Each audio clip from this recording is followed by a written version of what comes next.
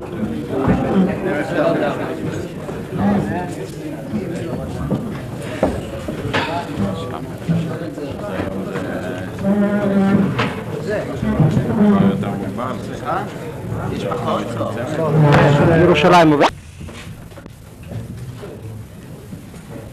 think the elections were conducted in accordance with the Jordanian law and the Israeli philosophy, namely a true and real democratic election.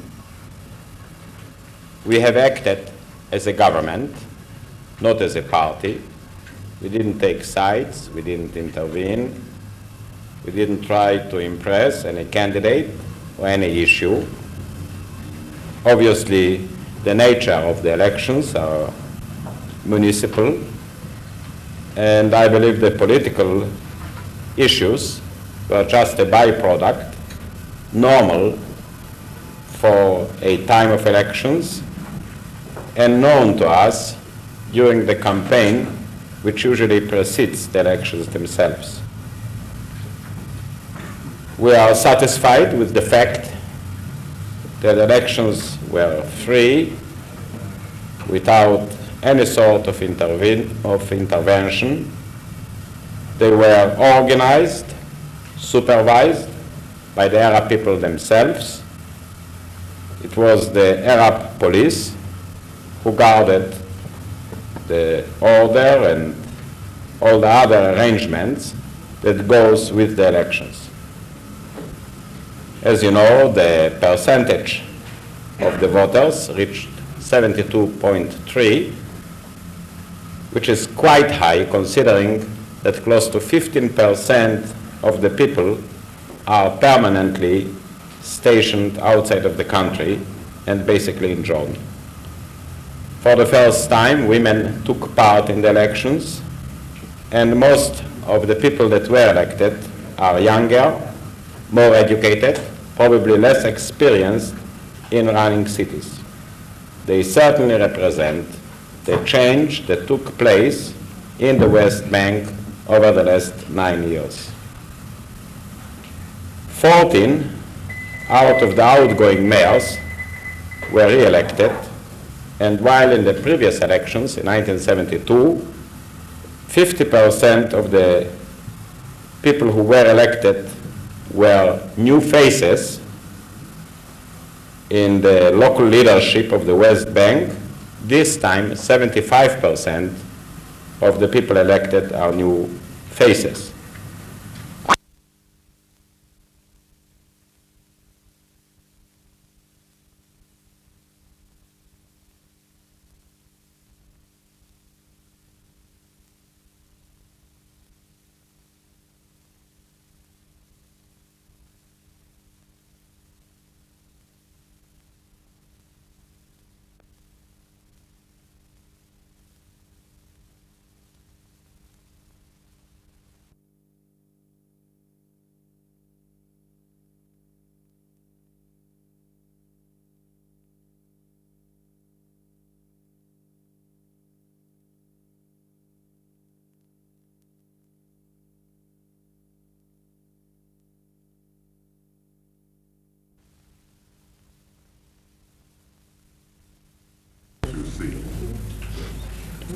We shall seek the advice of legal experts, and we shall decide accordingly. Generally speaking, as I have said, we shall respect the verdict of the electors, and we shall certainly follow the law. Not at all. I distinguish between the campaign, which was on a very wide range, and the announcements, which were, shall I say, flexible or rather all-embracing. But when it came, for example, to the issue of self-rule that we have proposed to the Arab people, they say, no, we shall satisfy ourselves just with the municipal affairs and nothing else.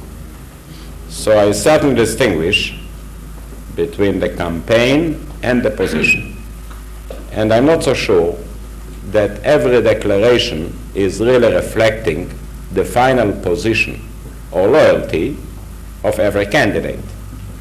because once the candidates will become mayors or councilmen, they shall have to answer to some very real issues, like, for example, their relations with Jordan, their Jordanian citizens, and also their cooperation with the government. Will you and the Israeli administration change occur in the West Bank, and this is certainly being represented in these elections. There is no reason for us to regret it, and I do hope that the people that were elected, many of them facing their first democratic experience in their life, will fulfill the hopes of the people. Now, officially, I do not believe that either the mayors will seek or we shall suggest wider negotiations than the ones which are necessary for the fulfilling of their duties. Not at all, sir. Since nobody really identified himself openly and completely with the PLO, I don't think that any of us can really judge the alliances or the position of the different candidates that were elected.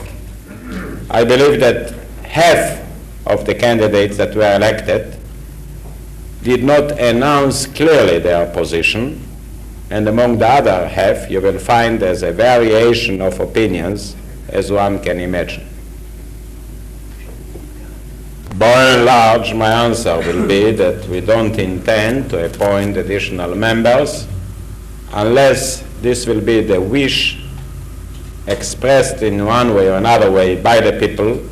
Neither do we have intentions to reject any of the candidates that were elected unless there will be legal reasons for it. However, there are still certain... Look at the alternatives, it may well be the case, sir.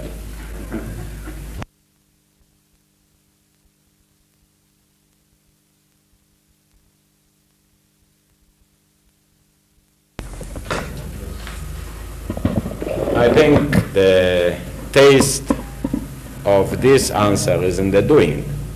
When Israel will react, this will be the best indication. Well, how would you...